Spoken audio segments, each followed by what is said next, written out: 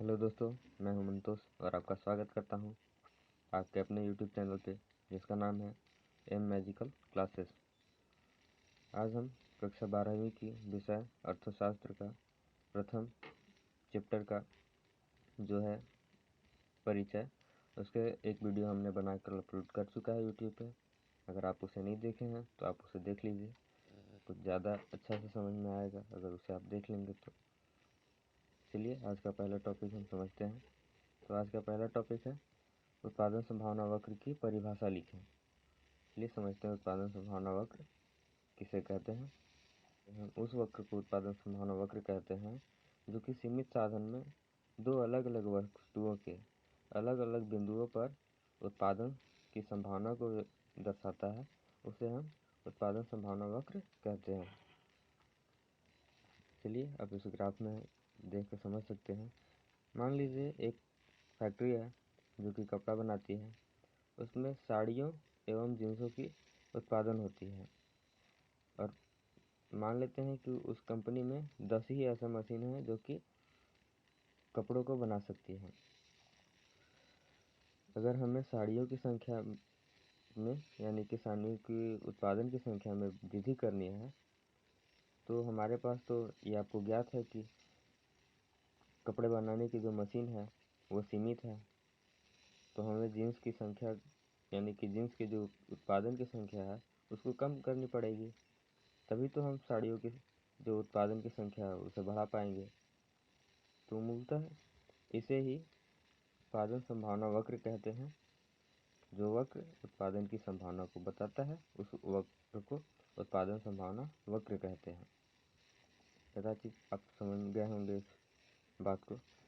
चलिए हमारा अगला जो टॉपिक है वह है उत्पादन संभावना वक्र का दाहिनी ओर ढालू होना क्या प्रदर्शित करता है। चलिए इसे समझते हैं। तो उत्पादन संभावना वक्र का दाहिनी ओर ढालू होना यह प्रदर्शित करता है कि यदि हम सीमित साधनों में किसी एक वस्तु का उत्पादन को बढ़ाते हैं तो हमें स्वाभाविक रूप से दूसरे वस्तु का उत्पादन को घटाना पड़ेगा, क्योंकि सीमित साधनों में हम दोनों वस्तुओं का उत्पादन को एक साथ नहीं बढ़ा सकते हैं। जैसे आप यहाँ पे समझ सकते हैं ग्राफ में, आप यहाँ पे देख सकते हैं कि जब मैंने बिंदु ए पर साड़ियों की संख्या को 100 रखा तो हमारा जीन्स का उत्पादन केवल 5 ही हो रहा था। और यहाँ पे आप देख सकते हैं बिंदु डी पर जो हमने जीन्स की संख्या का उत्पादन अधिक किया यानी कि 20 हमारे जीन्स का संख्या का उत्पादन हो रहा था, तो यहाँ पे मात्र 25 साड़ियों की ही उत्पादन हो रही थी। तो इससे स्पष्ट होता है कि एक बार में अगर हम किसी एक वस्तु के उत्पादन को बढ़ाना चाहते हैं तो दूसरे वस्तु के उत्पादन को घटाना पड़ेगा। यही उत्पादन संभावना वक्र के दाहिनी ओर ढालू होना हमें बताती है। चलिए अगला टॉपिक को डिस्कस करते हैं। उत्पादन संभावना वक्र की क्या मान्यताएं हैं। यहाँ आपको अगर मान्यताएं शब्द नया सा लग रहा होगा या फिर समझ में नहीं आ रहा होगा तो इसका आप यहाँ पे नियम रह के समझ सकते हैं, यानी कि उत्पादन संभावना वक्र की क्या नियम है। चलिए इसे समझते हैं। इसका पहला नियम है या फिर मान्यताएं आप बोल सकते हैं, उत्पादन साधनों की स्थिर एवं सीमित मात्रा। यानी कि जो उत्पादन में जो संसाधन होंगे वो सीमित होंगे, उनकी संख्या को न बढ़ाया जाएगा न घटाया जाएगा। चलिए हमारा अगला जो मान्यता है वो है उपलब्ध साधनों का पूर्ण एवं कुशल उपयोग। जो हमारे पास साधन होंगे उनका पूरा उपयोग होना चाहिए, ये हमारा दूसरा मान्यता बताती है। तीसरा मान्यता है उत्पादन की तकनीक स्थिर है। ये पहले मान्यता से मिलती जुलती है, लगभग ये दोनों बात सेम एक ही बातों को कहती है। यानी कि हमारी जो उत्पादन के साधन होंगे उनकी संख्या न घटनी चाहिए न बढ़नी चाहिए। चलिए हमारा चौथा मान्यता है दो वस्तुओं के संदर्भ में उत्पादन एवं अवसर लागत का आकलन किया जाता है। यहाँ पे अवसर लागत एक नया वर्ड है, इसे मैं आपको आगे बताऊंगा, वो भी आपको पढ़नी है। तो यहाँ पे बताया जा रहा है कि दो वस्तुओं की तुलना की जाती है उत्पादन में, अवसर लागत में।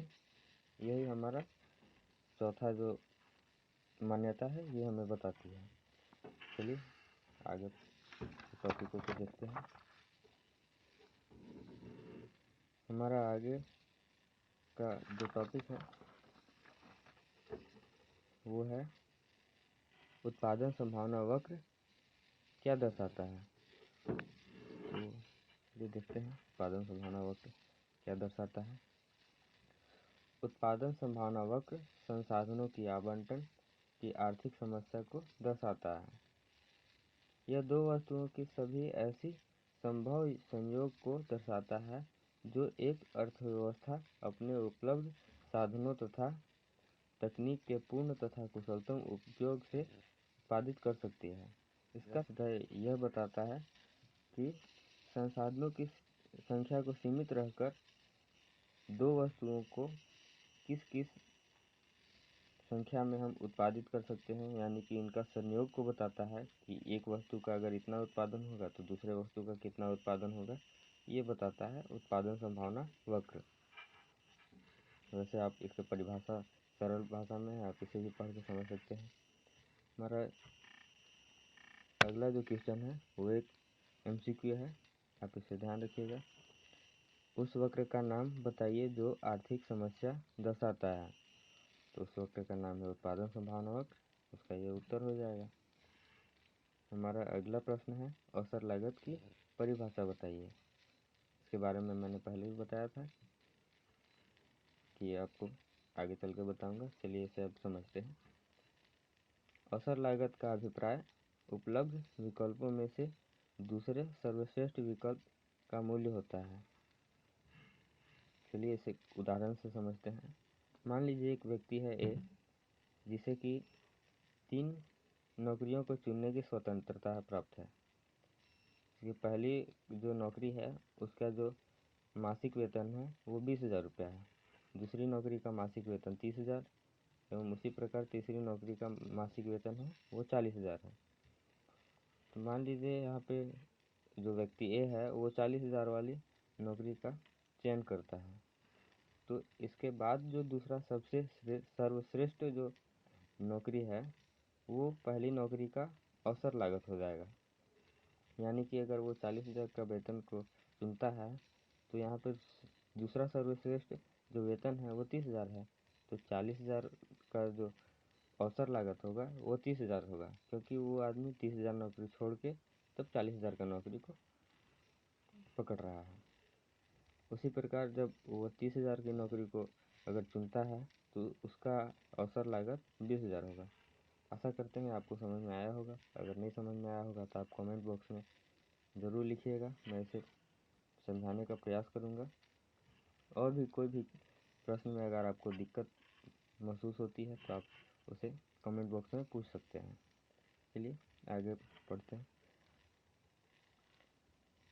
हमारा अगला क्वेश्चन है मिश्रित अर्थव्यवस्था किसे कहते हैं। मिश्रित अर्थव्यवस्था उस अर्थव्यवस्था को कहते हैं जिसमें निजी एवं सरकार दोनों मिलकर अर्थव्यवस्था को चलाती है। यानी कि उसमें निजी क्षेत्र का भी उत्पादन में हाथ होता है और जो हमारे सरकार है उसका भी हाथ होता है। हमारा अगला प्रश्न है मिश्रित अर्थव्यवस्था की विशेषताओं को बताइए। इसका सबसे बड़ी विशेषता ये है कि निजी उत्पादकों को इसमें मूल्य निर्धारित करने की स्वतंत्रता प्राप्त होती है। लेकिन जब सरकार देखती है कि निजी उत्पादक जो हैं वो बहुत ज़्यादा दाम को बढ़ा दिए हैं, इस दाम के बढ़ाने से जनता का शोषण हो रहा है, तो सरकार अपने प्रभाव तथा विभिन्न आर्थिक उपायों द्वारा मूल्य को कम करती है ताकि जनता के साथ शोषण न हो पाए। ये हमारा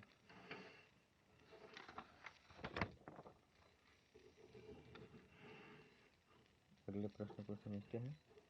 पूंजीवादी अर्थशास्त्र के परिभाषा एवं विशेषताएं लिखिए।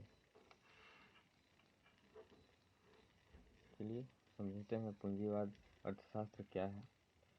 पूंजीवाद एक ऐसा अर्थशास्त्र है जिसका जो स्वामी होता है वो निजी क्षेत्र का होता है, यानी कि उस संसाधन पे जो स्वामित्व होता है वो निजी क्षेत्र का होता है। इसका मुख्य उद्देश्य जो होता है वो ज़्यादा से ज़्यादा लाभ कमाना होता है। चलिए इसकी विशेषताओं को देखते हैं। क्या है इसकी विशेषताएं? इसकी विशेषताएं हैं पूंजी का निजी स्वामित्व, उत्पादन संसाधनों पर व्यक्तिगत नियंत्रण, स्वतंत्र औद्योगिक प्रतियोगिता, उपभोक्ता वस्तुओं का अनियंत्रित वितरण। ये दोनों टॉपिकों तो आपको समझ में आ रही होंगी। चलिए इसे थोड़ा सा और एक्सप्लेन करके समझते हैं।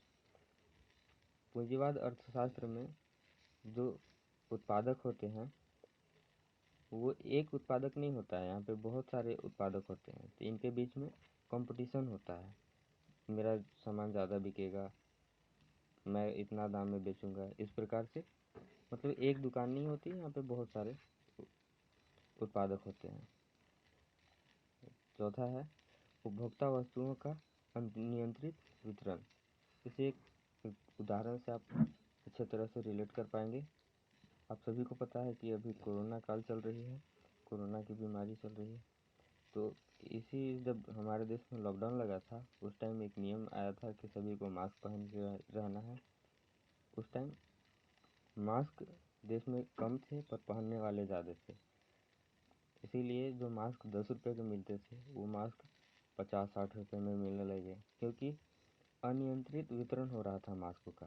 क्योंकि मास्क थे नहीं, कहीं पे कोई ज़्यादा स्टोर कर लिया तो वो धीरे धीरे दाम बढ़ा के बेच रहा है। तो यही यहाँ पे बता रहा है कि उपभोक्ता वस्तुओं का अनियंत्रित वितरण ये पूंजीवाद अर्थशास्त्र में होता है।